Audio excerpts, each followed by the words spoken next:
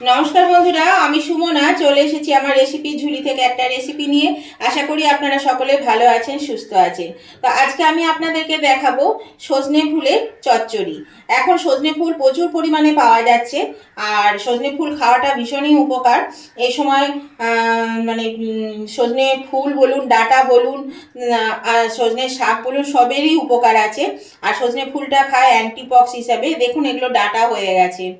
তো ছোট ছোট বেশ ডাটা, এগুলো কিন্তু ফেলে দেবেন না, এগুলো শুদ্ধ রান্না করবেন, ভালো লাগে খেতে। দরকার হলে একটু কেটে দিন, কিন্তু ফেলে দেবেন না। তো সজনে ফুলটা আমি বেছে ধুয়ে নিয়েছি ভালো করে।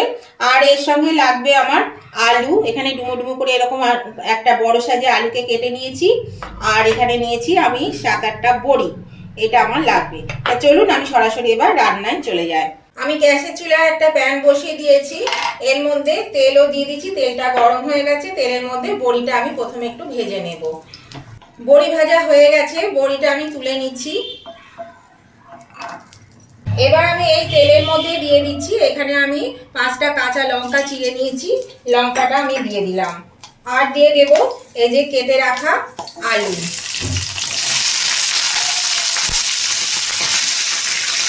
এই আলু আর লঙ্কা এবার একটু ভেজে নেব।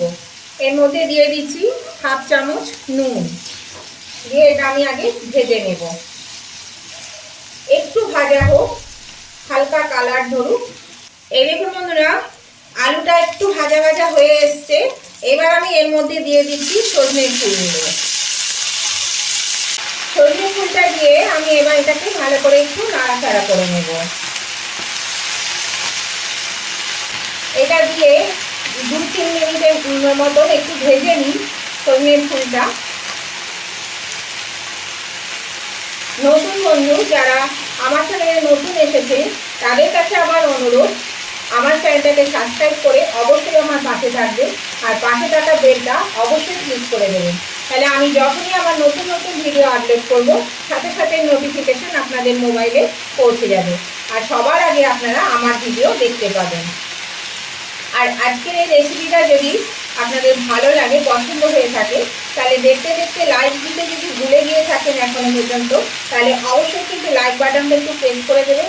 আপনাদের একটা লাইক আমাকে এগিয়ে নিয়ে যেতে অনেকটা সাহায্য করে।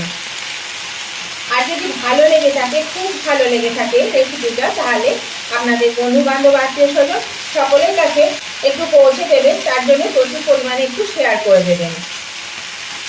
আর কেমন লাগলো আজকের রেসিপিটা সেটা জানাতে কমেন্ট করতে ভুলবেন না। আপনাদের মিষ্টি মিষ্টি কমেন্টগুলো আমার পড়তেও ভালো লাগে, আর একটা কমেন্ট আমাকে পরবর্তী রেসিপি বানাতে অনেকটাই কিন্তু উৎসাহিত করে। এর মধ্যে দিয়ে দিচ্ছি পরিমাণ মতো একটু হলুদ। এখানে আমি নুন দিয়েছি খানিকটা, আর সামান্য একটু নুন লাগবে, সেই নুনটুকু আমি এর মধ্যে দিয়ে দেবো। আর এখন সজনে ফুল প্রচুর পরিমাণে পাওয়া যাচ্ছে। সজনে ফুল থাকতে থাকতে আপনারা কিন্তু নানানভাবে রান্না করে খান। তো এইভাবেও যদি না খেয়েছেন, তো এইভাবে একটু রান্না করে খেয়ে দেখুন, দেখবেন গরম গরম ভাতের সঙ্গে ভীষণ ভালো লাগে খেতে।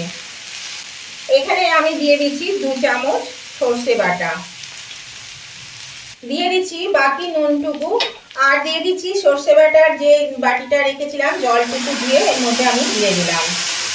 এবার আমি এটা ভালো করে মিশিয়ে নেব।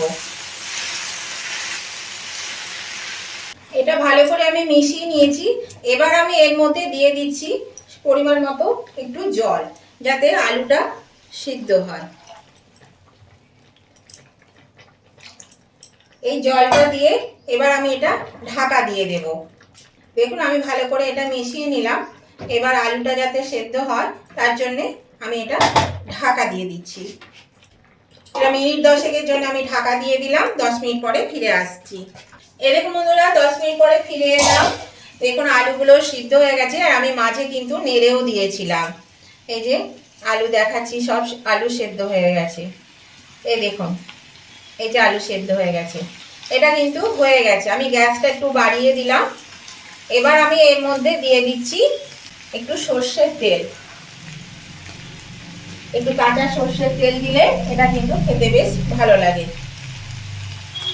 আমি গ্যাসটা অফ করে দিচ্ছি। এবার আমি এটা নামিয়ে নেব। এটা আমি এবার নামিয়ে নিচ্ছি।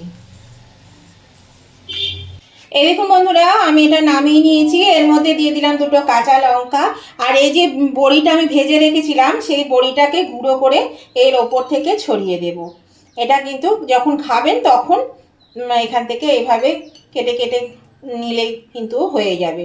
তো আজকে এই সজনে ফুলের চচ্চড়ি আপনাদের কেমন লাগলো বন্ধুরা, সেটা অবশ্যই কিন্তু কমেন্ট করে জানাতে ভুলবেন না। কমেন্ট করে জানাবেন। আর আমার উভয় বন্ধুরা কিন্তু লাইক শেয়ার কমেন্ট করে দেবেন। আর নতুন বন্ধুরা অবশ্যই সাবস্ক্রাইব করে আমার পাশে থাকবেন, আর পাশে থাকা বেলটা অবশ্যই ক্লিক করে দেবেন। তাহলে আমি যখনই ভিডিও আপলোড করব সাথে সাথে নোটিফিকেশন আপনাদের মোবাইলে পৌঁছে যাবে, সবার আগে আপনারা আমার ভিডিও দেখতে পাবেন। তাহলে আজকের রেসিপিটা ভালো লেগে থাকলে লাইক শেয়ার কমেন্ট করতে একদম ভুলবেন না। তাহলে আজকের মতন ভিডিওটা আমি এখানেই শেষ করছি। আবার আমি নতুন ধরনের নতুন কোনো দিনে একটা ভিডিও নিয়ে চলে আসবো। ততদিন আপনারা ভালো থাকুন, সুস্থ থাকুন। Tata, bye bye.